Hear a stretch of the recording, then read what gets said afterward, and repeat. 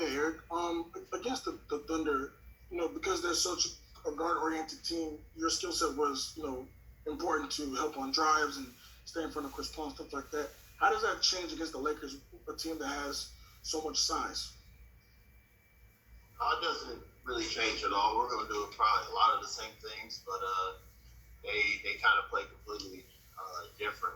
They like you said, OKC they got plenty of ball handlers, and we all know with Lakers, it's going to be a bunch of two-man game. We know LeBron's going to be majority of the facilitator, so it's going to be different. And but mentality-wise, the game plan ain't going to be too far off. Mark Furman. Hey, Eric, generally speaking, what is it like preparing to play against a guy like LeBron James?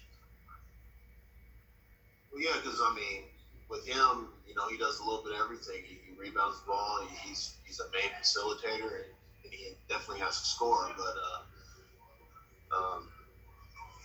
the one thing with him, you just don't want him to get everybody involved where they're knocking down shots, and then towards the end of the game, he has to be able to score. You don't want to let him, take full control of the game. You don't want to be making facilitator and scoring. It's for the best. Ryan Bearfield. Eric, last night down the stretch, you found yourself playing against Chris Paul a lot. He had been very successful, closing out games, especially in their wins. Did you take that upon yourself personally to go and hold him, being an offensive guy, and stepping up and playing that type of defense?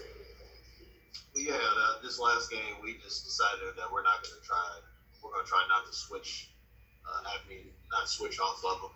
Because that was their game plan they know that we switched a lot and they try to take me away from the ball handler. And so that's what really happened. I tried to stick to him as much as possible in the second half, which is huge. That's when he really gets going, and I just stayed with him.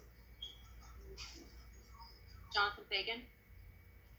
Eric, as much as you sort of maintain your confidence no matter what's going on, what kind of relief was it or not to get your three ball going the way it did in Game 7, especially early? Well, it was good. Like I said, it was all about me finding and getting the rhythm, coming off an injury. I only had really a game or two, and then next thing you know, bam, playoffs. But like I told people, I always have confidence. I'm going to always be able to score the basketball. And, with my skill set, it's always get to the rim. I can always knock down shots. But if shots are not going down, you gotta have another effect on the game, and that's getting to the free throw line and getting to the rim. Greg Bailey.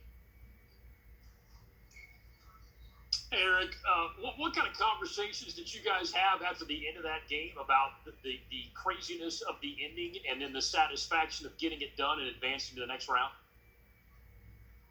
Well, yeah, you gotta give OKC credit. They played well. They really did. And I wish we could have been more consistent by how we played, because the games that we won by large margins, and you would think that we would kind of have better efforts in the games that we did lose, cut down on mistakes and whatnot. But it's good that we moved past that, and we're looking forward to a new series. Kim Davis. Hey, Eric, can you talk about two things? What have you guys learned about yourselves through this bubble experience, and just about your team through this first round, and what's going to be key for you guys in playing the Lakers? Well, our team's been together. This is a real veteran crew that we have. We've been together for years, 4 or 5 years. So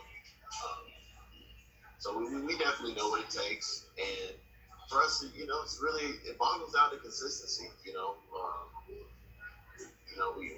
I've seen us where we're a team that we could beat ourselves, and we could be a team that we could be the most dominant. So it's all about how is our approach to the game. David Chinalato. Hey, Eric, you guys have been playing elite defense throughout the playoffs. When did you notice a switch in the way you guys approach defense as a team compared to the regular season before the stop? With this team, you we probably won't switch with everybody, but